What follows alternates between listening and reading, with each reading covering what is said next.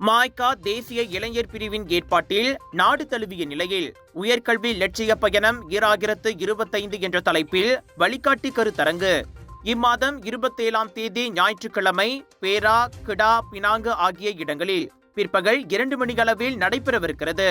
நாடு முழுவதும் SPM படிப்பை முடித்த மாணவர்களை இலக்காக கொண்டு அவர்களுக்கு SPM தேர்வு முடிவுக்கு பிந்தைய கல்வி மற்றும் தொழில்துறைக்கான கல்வி குறித்த முக்கிய தகவல்களை இந்த கருத்தரங்கம் வழங்குகிறது.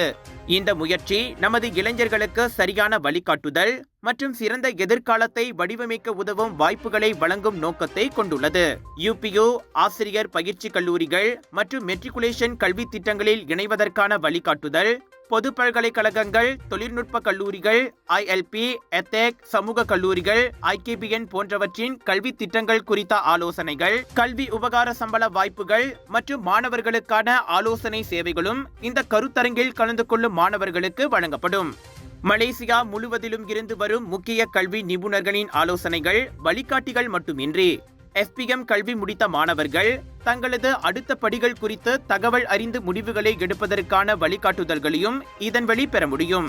எனவே இந்த கருத்தரங்கில் மாணவர்கள், பெற்றோர்கள் கலந்து கொள்வதற்கு அழைக்கப்படுகின்றனர் என மாய்கா தேசிய இளைஞர் பிரிவின் உயர்கல்வி செயலக தலைவர் சதீஷ்குமார் லட்சுமணன் வெளியிட்ட அறிக்கையில் தெரிவித்துள்ளார்.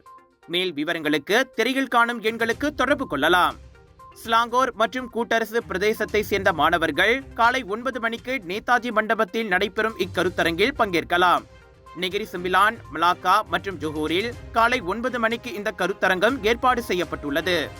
மலாக்காவில் பஜாபாத் ஜபருன் காடே, ஜொஹூர் பாருவில் தம்போய் இண்டாவில் உள்ள மாய்கா அலுவலகத்திலும், நெகிரி செம்பிலானில் மாநில மாய்கா அலுவலகத்திலும் இந்த கருத்தரங்கம் நடைபெறுகிறது.